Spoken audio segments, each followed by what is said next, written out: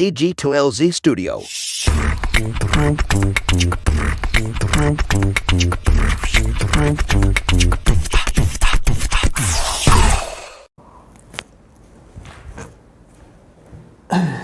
Yuk, selamat pagi, siang, sore, atau kapanpun waktu yang teman-teman pakai untuk mendengarkan podcast ini. Kembali lagi bersama saya Panji di podcast Ngobrol Bisnis. Kali ini versi monolog. So-so ada drum roll nih. Sekarang tanggal 31 Desember tahun 2022 ya, persisnya jam 11:10. Jadi ini adalah hari terakhir di tahun 2022, di hari terakhir di bulan Desember dan hari terakhir di tahun 2022. Nanti malam udah tahun baru dan besok kita udah menyambut tahun baru 2023 gitu. Dan seperti layaknya halayak umum gitu, biasanya di akhir tahun atau menjelang tahun baru kita selalu merefleksi yang terjadi di satu tahun ke belakang dan juga membuat pengharapan terhadap untuk satu tahun ke depan gitu. Dan itu juga yang akan dilakukan dalam podcast ini gitu. Mungkin sifatnya kayak apa sih itu istilahnya tuh yang highlight lah ya, atau kaleidoskop 2022, apa aja yang terjadi dalam konteks terutama bisnis atau saya pribadi juga, dan juga mungkin perjalanan podcast ini gitu. Walaupun kayaknya setiap tahun deh saya bikin kayak gini dan saya berkomentar bahwa perayaan tahun baru itu apa ya? Perayaan tahun baru tuh hanya event atau selebrasi yang menandakan apa ya? Yang menganggap, yang melebih-lebihkan mungkin, yang melebih-lebihkan ego manusia aja sebenarnya. Ego umat manusia gitu.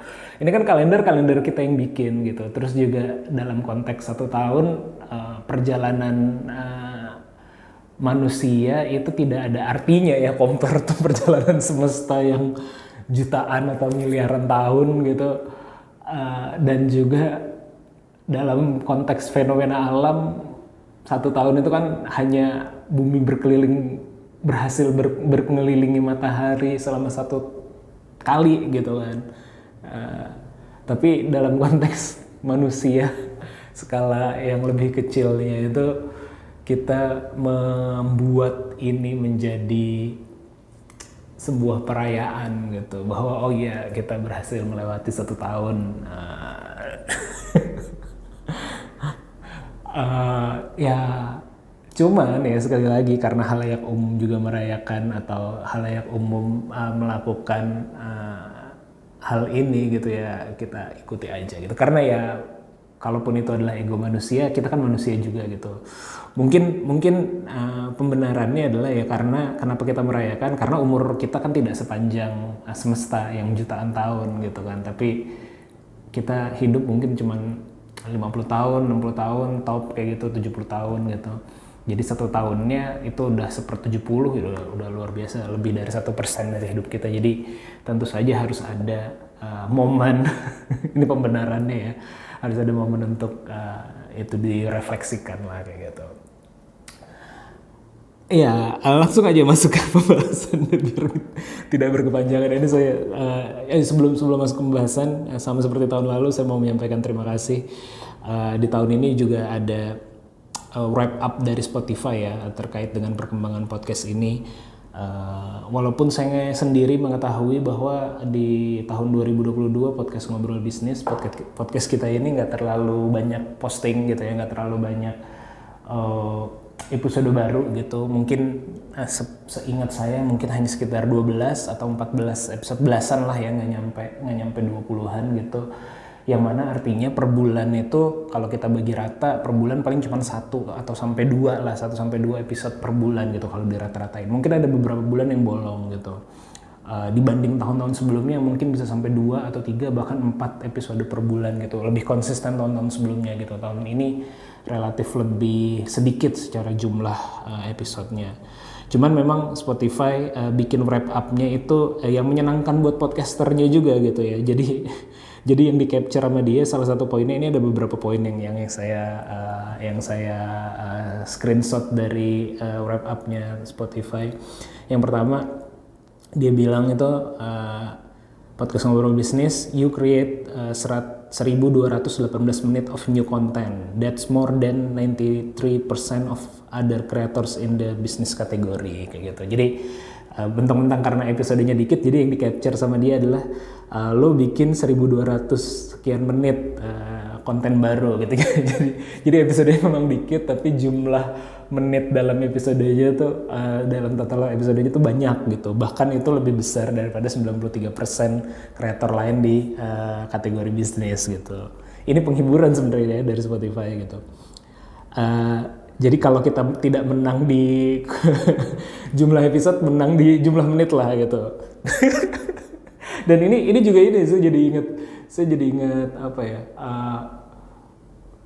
beberapa orang ya, kebanyakan sih yang tapi di YouTube ya mungkin ya, di YouTube atau juga masuk ke DM saya di Instagram itu bilang podcastnya kepanjangan gitu, terus temanya apa ya, terlalu bertele-tele sebelum masuk topik kayak gitu. Terus juga ya hal-hal sejenis itulah, komplain masalah panjang, bertele-tele, hostnya terlalu banyak cerita tentang dirinya. Ya untuk yang ngobrol bisnis dengan bintang tamu ya. Ya sebenarnya gini sih, mungkin saya klarifikasi ya, atau in my defense lagi ya, kebenarannya adalah mungkin kalau teman-teman yang baru dengar atau yang berkomentar seperti itu karena tidak tahu proses belakangnya gitu. Jadi gini, saya jelasin sedikit. Jadi 90% yang saya lakukan ketika ngajakin orang podcast, baik yang terutama yang dengan bintang tamu gitu ya, atau dengan narasumber gitu, itu bukan ada tema 90% ya, 90% tidak ada tema khusus yang mau kita bahas gitu. Jadi saya kalau chat orang gitu ya, saya chat bang lo mau podcastan gak bareng sama gue, tema besarnya ini, tapi kita ngalor ngidul aja gitu. Selalu yang gue bilang kalau di chat ke narasumber atau orang atau teman yang pengen gue ajak ngobrol tuh ngalor ngidul aja ngomongin ini gitu. Jadi ngomongin ini tuh bisnis gitu ya, tentang bisnis, tentang apa kayak gitu. Jadi nggak ada spesifik topik gitu. Selalu seperti itu. 10% mungkin ada yang tema-tema khusus. Kayak kemarin misalnya episode terbaru ngebahas tentang IPO karena gue pengen ngebahas tentang IPO, penasaran gitu. Terus ada tema apa lagi ya? Misalnya sustainability gitu, karena ada memang keinginan untuk ngebahas ke situ secara spesifik. Atau kayak vintage clothing, itu memang tertarik dengan yang kayak gitu dalam topik besarnya gitu. Itu yang biasa diinisiasi.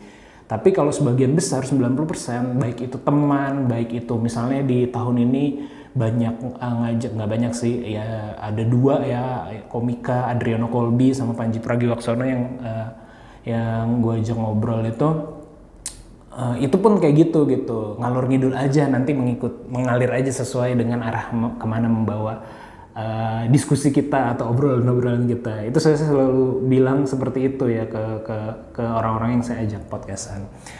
Jadinya sebenarnya topiknya itu tidak ada di awal gitu. Adapun mungkin orang-orang yang menganggap bertele-tele sebelum masuk ke topik karena melihat judul gitu. Misalnya judulnya adalah something gitu ya. Sedangkan topik tersebut dalam obrolan mengalir dan ngalor ngidul kita itu bukan di depan gitu. Jadi judul itu baru ada belakangan, atau topik yang saya jadikan judul itu baru ada belakangan, karena bukan jadi tema awal yang ditentukan di awal kita akan membahas topik yang jadi judul ini gitu. Tapi mengalir misalnya ada mengalir tema A, tema B, tema C, tema D, tema E gitu. Nah, tema C yang menurut saya menarik dan kita sepakati dengan bintang tamu atau dengan narasumber, kayaknya ini aja yang jadi judul nih, tema C nih, gue jadiin judul gitu. Dan itu kesepakatan gitu, atau ya saya ngasih opsi seperti itu dan disepakati gitu. Jadinya orang-orang yang berkomentar terlalu lama, bertele-tele dan lain-lain itu karena ekspektasinya tema C ini di awal gitu, atau nggak terlalu panjang bridgingnya menuju tema C yang jadi judul itu. Tapi pada kenyataannya seperti itu gitu, dan itu juga nggak akan berubah sih. Jadi karena sih nggak terlalu terkonsep lah. Mungkin ada 10% yang mungkin kayak sponsorship atau misalnya ada tema khusus yang pengen saya bahas, itu biasanya lebih terkonsep, runut gitu. Tapi kalau yang lainnya 90%-nya itu sifatnya ngalor ngidul gitu. Jadi nggak bisa dibawa ke depan banget juga karena belum tahu gitu. Jadi in my defense kayak gitu. Jadi harap dimaklumi aja mungkin ya, harap dimaklumi, dan juga apa ya istilahnya ya. Ya kalau mau dengerin ya dengerin gitu, kalau enggak ya kalau bisa sih udah dengerin lah ya. Nah terus ini dari Spotify juga podcast yang paling banyak didengar di tahun ini, episodenya episode dengan Pandji Pragiwaksono. Ya tentu saja ya, beliau kan tokoh yang sangat influensial ya, mungkin ya, sangat berpengaruh di dunia pemikiran kayaknya. Mungkin kalau anak-anak muda banyak banget yang pemikirannya tuh nyuplik ke Panji ya, baik kayaknya sih dia sadar sih terkait dengan itu, makanya banyak yang ngambil, banyak yang mendengarkan juga gitu. Jadi itu top episode of the year ya kalau kata si Spotify ini. Padahal itu di awal tahun loh, dari kalau nggak salah bulan Maret ya. Terus juga disebutkan di sini tipikal pendengarnya podcast kita ini adalah listener personality-nya tuh the devotee. Devotee ini artinya when your fans love, atau pendengar ya, ketika pendengar kamu menyukai podcast kamu, they really love it, they are quick to support new release and play their favorite episode over and over. Nah ini juga menarik sih. Memang banyak juga yang mention ke saya, atau nggak banyak sih yang mention ya, cuman banyak yang DM aja, karena kalau mention tuh kan kalau mention tuh, kalau saya terhadap orang yang saya mention, terutama seorang yang saya dengarkan gitu, atau yang podcast saya dengarkan tuh, harapannya adalah di repost kan, karena mungkin ada atau di waro gitu, diperhatikan gitu, karena mungkin dia public figure gitu. Cuman kalau saya kan bukan, jadi orang relatif malu juga mungkin kalau nge-mention, ngapain ya nge-mention, malu juga mengakui bahwa dengerin si Panji gitu. Jadinya lebih banyak mungkin kayak DM sifat dia ya, private gitu. Ya saya memahami itu juga, walaupun mungkin ada beberapa yang mention teman saya memahami itu, karena ya nggak ini juga, dan bukan itu juga yang saya kejar gitu kan, bukan itu juga yang saya cari gitu. Karena saya juga berlaku begitu ke orang gitu. Jadi saya memahami lah apa yang teman-teman rasakan, malu gitu ya misalnya. Lalu yang ketiga, itu tipikalnya devotee ya, berarti orang yang devotee itu loyal lah ibaratnya, atau setia lah. Jadi ya terima kasih udah setia, cie.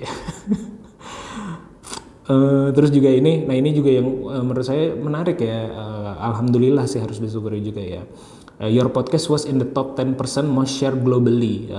Here's how listener spread the word. Ada yang via link langsung, direct link, ada yang via WhatsApp, ada yang via Instagram kayak gitu. Ada chartnya gitu dia, skalanya. Ya, alhamdulillah kalau termasuk yang 10% terbanyak di share. Tapi dalam artian ini menurut saya memang 10% ini value-nya adalah, bukan value-nya ya, mungkin representasi ya. Sekali lagi Spotify, saya memandang Spotify melakukan ini ya biar podcasternya pada happy kan, bahwa dia dihargai dan juga merasa banyak yang mendengarkan kayak gitu, atau banyak yang terlibat dalam perkembangan podcastnya gitu. Jadi ini bahasa marketingnya si Spotify memang, tapi representasi realnya menurut saya, karena memang mungkin dari 100% itu 90%-nya itu adalah orang-orang yang podcaster yang kayak cuma satu episode selesai, terus udah nggak lanjut lagi 2 tahun lagi, itu kan masih terhitung podcaster gitu. Udah nggak lanjut 3 tahun atau udah berhenti setahun kayak gitu, itu juga terhitung podcaster. Dan podcaster yang nggak aktif ya tentu saja jauh lebih banyak dari podcaster yang masih aktif gitu. Mungkin kalau 10% bayangan saya kayak 1 juta, nah berarti 100.000 kan banyak banget gitu kan. 100.000 yang paling banyak di share ya, globally. Nah itu bahasa saya memaknainya biar tidak terlalu sombong juga ya, maksudnya ke dalam hati biar tidak terlalu sombong, dan memang tidak pantas untuk sombong ya, karena hanya segitu juga gitu. Dan yang terakhir juga yang saya catat di sini adalah masih ada juga yang menjadikan podcast Ngobrol Bisnis ini top 10 podcastnya of the year. Terus ada yang top 5-nya juga of the year, bahkan ada yang top 1 ya, number 1 you are the first podcast for sekian ratus fans kayak gitu, atau sekian ratus pendengar lah. Jadinya ya terima kasih sekali lagi, sama seperti tahun lalu ya, saya ucapkan terima kasih udah mendengarkan podcast Ngobrol Bisnis, dan mudah-mudahan terus mendengarkan dan dengar racauan saya, ambil yang baiknya kalau ada, atau ya jadi insight dan counter aja. Sebenarnya saya selalu senang kalau di counter, atau juga selalu senang kalau di sempurnakan ide-idenya gitu atau obrolannya, karena kan kapasitas ilmu kita kan terbatas ya, baik saya ataupun yang saya undang ngajak ngobrol itu juga terbatas. Jadi kadang-kadang kalau ada yang salah ya dikoreksi aja, kalau ada yang dirasa pendapatnya gak benar ya dikonter aja, atau kalau ada pandangan lain ya disampaikan aja gitu. Jadinya tujuannya kan untuk diskusi gitu, bukan untuk ceramah ya, bukan kayak khotib Jumat yang kita nggak boleh interupsi kayak gitu karena memang secara rule-nya gitu, khotbah Jumat tuh memang yang satu arah gitu kan. Jadinya sedangkan kalau ini walaupun formatnya satu arah, tapi teman-teman bisa bikin komen di Spotify, nggak bisa sih ya, DM lah atau mention lah kayak gitu, atau ya bikin podcast alternatifnya, atau bikin ininya gitu untuk mengcounter pendapat yang ada di sini gitu. Tidak pernah saya merasa benar kayak gitu yang ada di sini juga sepenuhnya gitu. Jadi itu terima kasih sekali lagi. Dan kalau yang mau saya bahas adalah di akhir tahun ini, seperti saya bilang tadi, masalah kaleidoskop ya, atau juga apa saja yang saya pribadi dan mungkin dalam konteks bisnis saya lakukan, dan juga harapan setahun ke depan. Minum dulu ya. Dan kayaknya karena semalam saya juga baru bikin reels ya di Instagram terkait dengan recap 2022, dan yang paling gampang ya jadinya dalam konteks ini paling gampang untuk nge-track setahun ke belakang ngapain ya, tentu saja ngeliat ke Instagram ya, ngeliat ke Instagram apa aja yang udah kita lakukan setahun ke belakang, pergi kemana aja, kalau ada sesuatu yang menarik biasanya saya post gitu. Karena ini juga mungkin terkait, nanti saya cerita ada yang DM menarik juga, tapi kan suka ada gium gitu, ada gium bahwa kalau ada gium apa ya istilahnya ya, pokoknya suka ada yang bilang no pics hoax ya, atau no pics hoax gitu, atau kalau nggak di post ya it didn't happen gitu, post it or it didn't happen gitu ya. Jadi segala sesuatu yang real adalah sesuatu yang ada gambarnya atau yang di-post gitu. Jadi kalau nggak di-post itu nggak real gitu.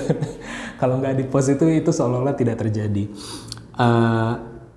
Konteks positifnya nggak tahu, nanti mungkin kita akan sedikit ngebahas ke situ, apakah itu baik atau enggak gitu, atau tepat atau enggak. Tapi dalam konteks akhir tahun dan menuju kaleidoskop ini, dalam bikin konten kaleidoskop ini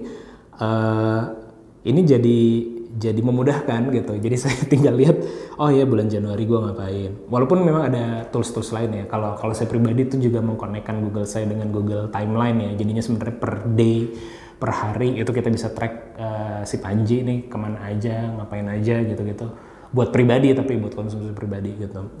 Kalau buat saya buat reminder aja sih. Oh misalnya lupa, misalnya ada pengeluaran yang cukup besar di hari apa, tanggal berapa, ini kok ini ada transaksi gede di tanggal ini. Nah biasanya saya ngeliat ke Google Timeline tuh, saya pergi ke situ, misalnya saya lupa itu apa gitu ya, jadi saya lihat saya pergi ke situ, kayaknya waktu itu beli ini di sana gitu, jadi keingat gitu.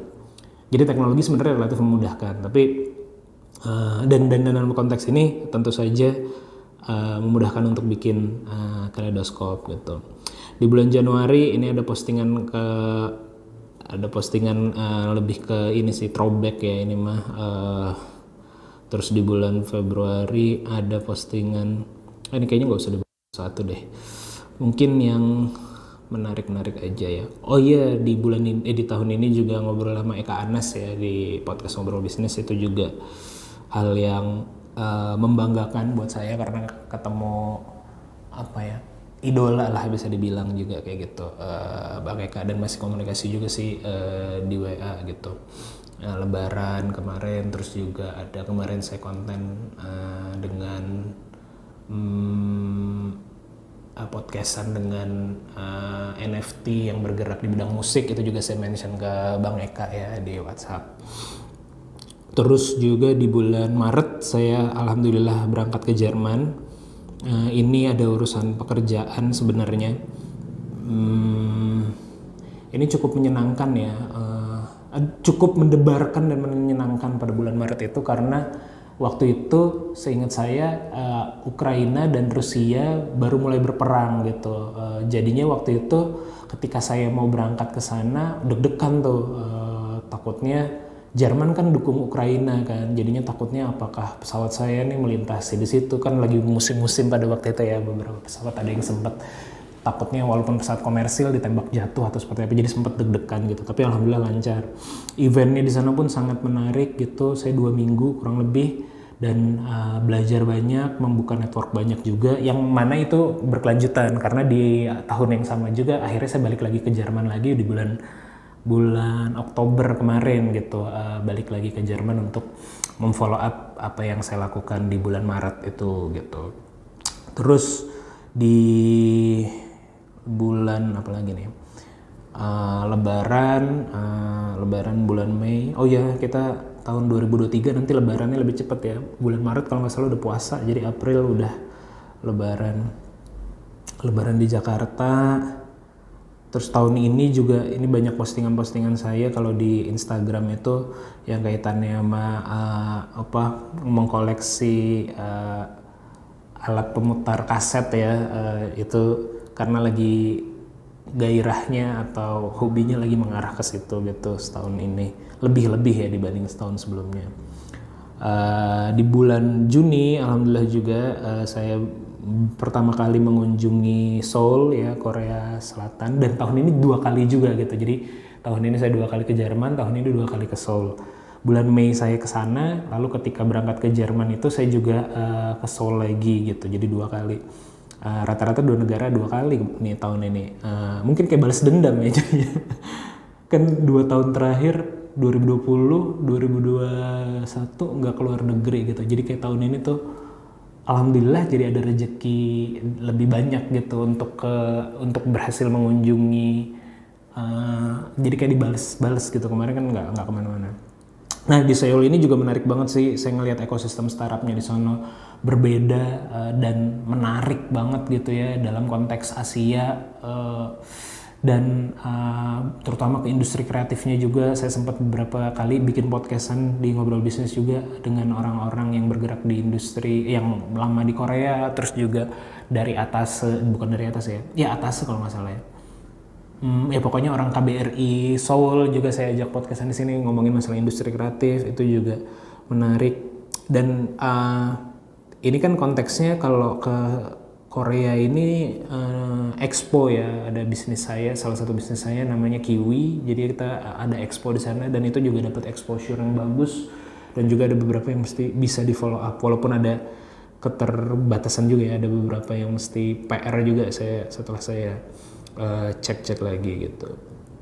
Terus di tahun ini juga saya nonton sama istri saya nonton konser Dewa, kita cabut ke sama Pandji Pragiwaksono, saya juga nonton. Jadi di Jogja itu turnya Pandji Pragiwaksono yang baru lah, pokoknya yang Komodo Menoy itu diadakan di Jogja, dan di hari yang sama ada konsernya Dewa juga. Jadi kita ngikut double konser lah, satu konser stand up, yang satu konser musik. Konser Dewa luar biasa sih. Waktu itu saya incer banget yang di Jogja itu karena pertama kalinya dia pakai semua vokalisnya gitu. Ada Ari Lasso, ada Once, dan ada Elo sama Firza gitu, 4-4-nya gitu. Setelah itu kayaknya Dewa kan lagi banyak banget konser ya. Itu ada beberapa kali pengulangan gitu di Jakarta atau di mana yang menggunakan 4 vokalis. Tapi pada waktu itu yang pertama kali ada 4 vokalis tuh waktu itu di Jogja gitu. Jadinya di Indonesia ya, karena kalau di Malaysia kan pernah juga gitu. Tapi makanya saya incer banget, dan itu experience yang luar biasa gitu. Karena di Prambanan, di Prambanan lagi gitu. Jadinya view-nya tuh bagus banget gitu. Itu menyenangkan banget buat saya. Karena anak 90-an mah pasti rata-rata ngefans sama lagunya Dewa lah. Kalau nggak ngefans sama Dewanya, minimal ngefans sama lagunya.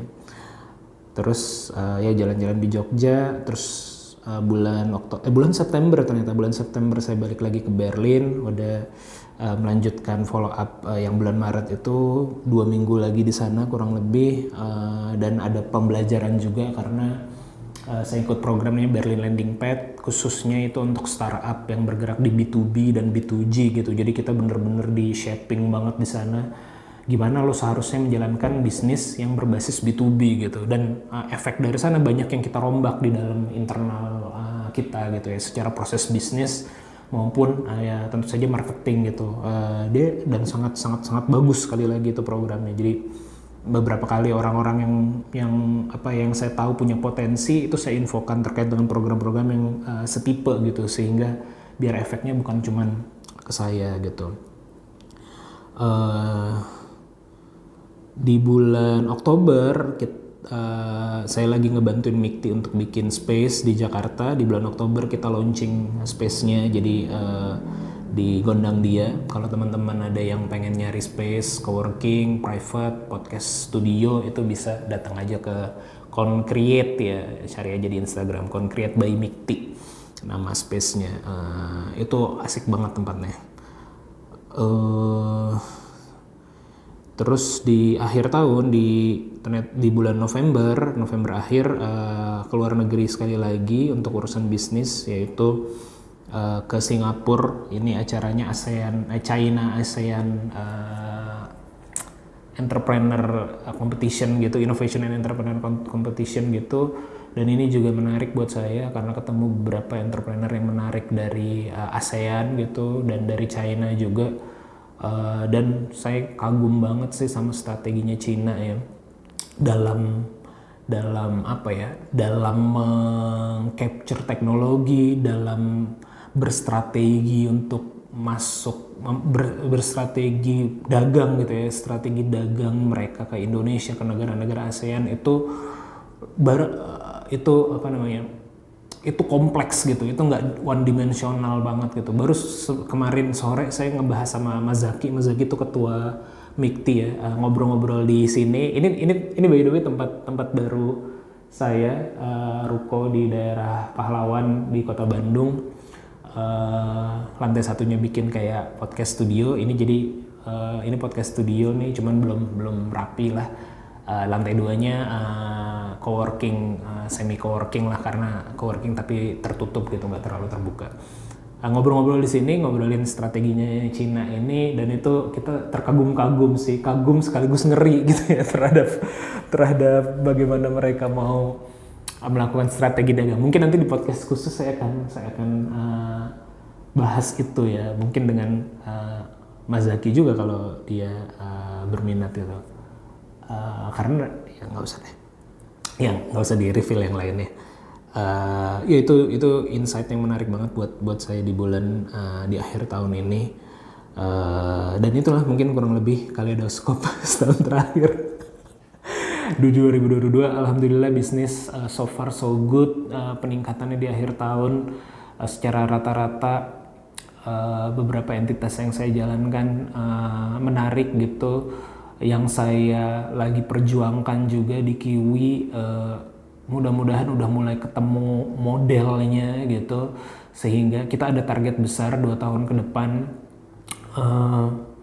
dan ada beberapa yang harus dibenahi di dalam, lagi saya coba benahi, dan ada target-target menuju target besar itu kita bikin turunan targetnya gitu ya, di 2023 2024. Agak challenging tapi juga mudah-mudahan bisa tercapai gitu. Dan ya doain aja lah kayak gitu. Dan dalam konteks ini tadi ya, sebenarnya yang mau saya bahas selain kaleidoskop ini adalah ya tadi tuh poin bahwa sangat mudah ya sekarang kita kalau mau melihat ke belakang, dokumentasi kita jauh lebih baik daripada orang tua kita gitu, dengan adanya sosial media, dengan adanya digital kayak gitu. Satu sisi seperti itu gitu. Kalau orang tua kita mungkin agak susah mengingat tahun karena dokumentasinya tidak jelas. Walaupun dulu ada foto, kadang-kadang suka ditanggalin gitu kan, tapi tidak selengkap di zaman sekarang gitu. Kita sangat mudah dalam mendokumentasikan segala sesuatu dan menyimpan dokumentasi itu sebagai memori, bahkan di display gitu. Bukan sekedar memori untuk pribadi, tapi juga di display dan dinikmati mungkin dalam konteks tertentu oleh orang lain kayak gitu. Makanya tadi ada gium, it didn't happen if you had not post it gitu, post it and or it didn't happen gitu. Ada terminologi kayak gitu. Tapi ini mengandung dua sisi juga gitu.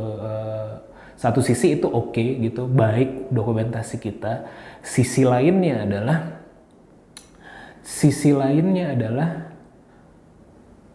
agak bahaya, bukan agak bahaya ya. Mungkin saya tone down sedikit ya, bukan agak bahaya. Agak mengkhawatirkan jika kalau kita tidak puas melakukan aktivitas yang kita lakukan jika kita tidak posting. Bisa dipahami nggak maksudnya? Jadi kalau satu sisi tadi ya sebagai dokumentasi ini bagus gitu, sebagai dokumentasi kita pribadi atau juga tadi ya mungkin dinikmati oleh orang lain, itu bagus gitu. Tapi batasannya agak jadi mengkhawatirkan kalau kita ngepost kita beraktivitas gitu, tapi kalau aktivitas kita tidak aktivitas yang baik ya, misalnya ke luar negeri atau misalnya dealing bisnis dan segala macam, tapi kepuasan kita tidak sempurna terhadap aktivitas kita kalau itu nggak diposting gitu. Jadi pleasure-nya itu justru dipostingnya gitu, bukan di melakukan aktivitas yang kita sukainya gitu. Ini agak berbahaya menurut saya, atau mungkin kalau di tahun-tahun agak sedikit mengkhawatirkan gitu. Karena bahkan lanjutan dari itu adalah dan ini sudah terjadi saya yakin gitu, ada orang mencari aktivitas tujuannya untuk posting gitu.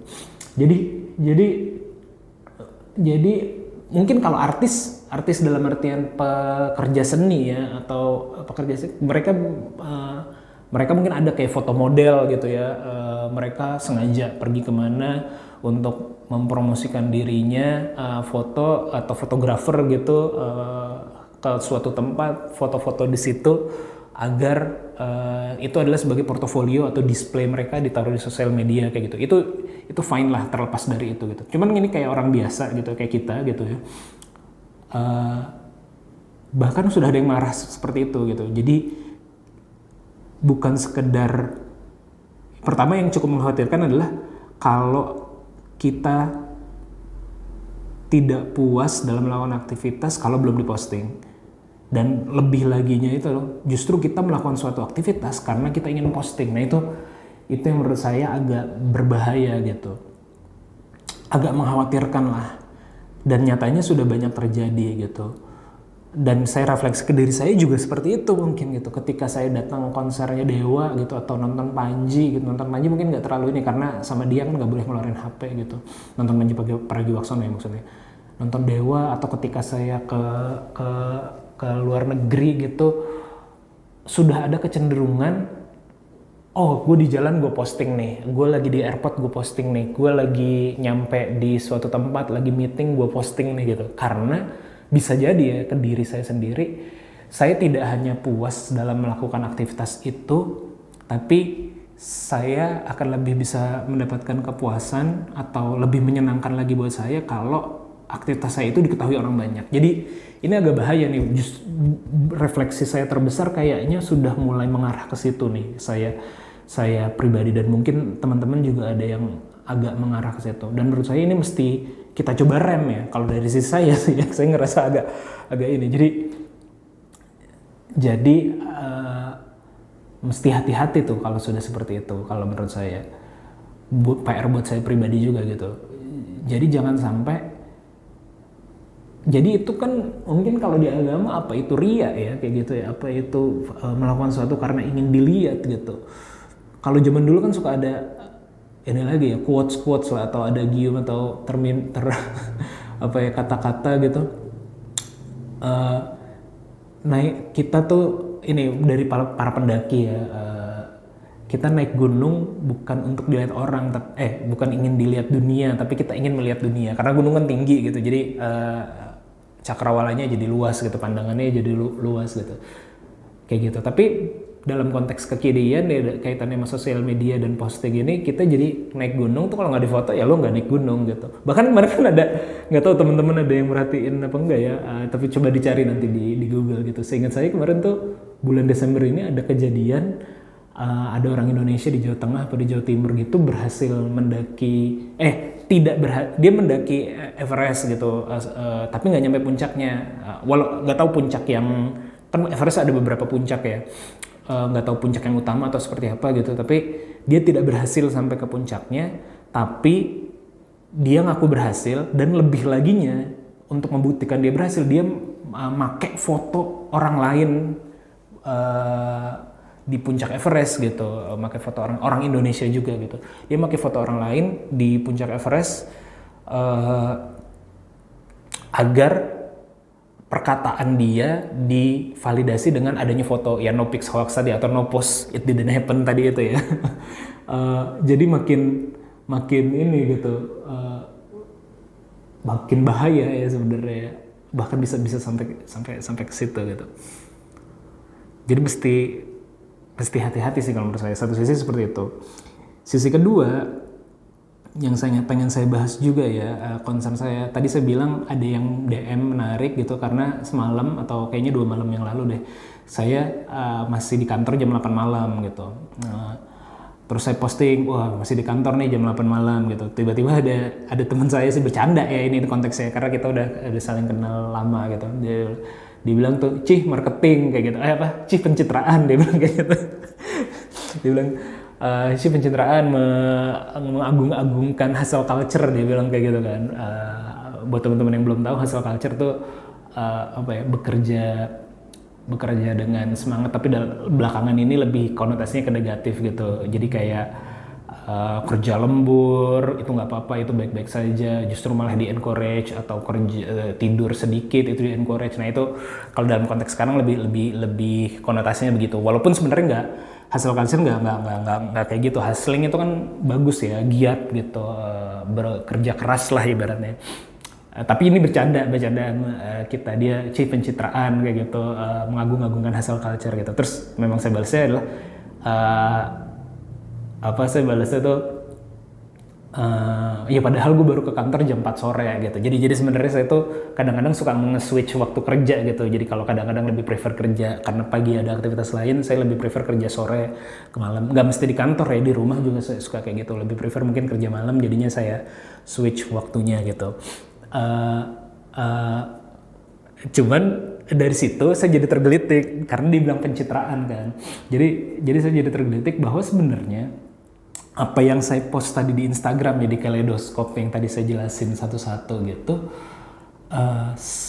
memang tidak bisa dipungkiri itu adalah citra atau image atau brand identity yang saya ciptakan spesifik untuk sosial media gitu, spesifik untuk sosial media dan spesifik bahkan untuk Instagram gitu. Jadi satu sisi memang ada citranya gitu, ada maksudnya gitu, ada maksud yang ingin, atau bukan maksud ya, belum tentu ada maksud juga sih, ada brand lah paling nggak, ada image lah yang ingin ditampilkan gitu, bahwa Panji aktif di dunia digital nih, startup digital, bisnis digital, bahwa Panji tahun ini dia berhasil beberapa kali dealing dengan KBRI let's say, atau misalnya dengan kunjungan-kunjungan ke luar negeri kayak gitu. Mungkin satu sisi itu adalah citra gitu yang dibangun dan dibentuk. Ini juga berkaitan sama yang sebelumnya, bisa jadi kepuasan tadi itu bertambah karena tidak hanya puas melakukan aktivitas, tapi lebih puas lagi kalau aktivitas itu diketahui oleh orang lain kayak gitu. Itu harus mulai direm sebenarnya kalau buat PR saya pribadi. Tapi poin pencitraannya itu bisa jadi ada benernya gitu, karena memang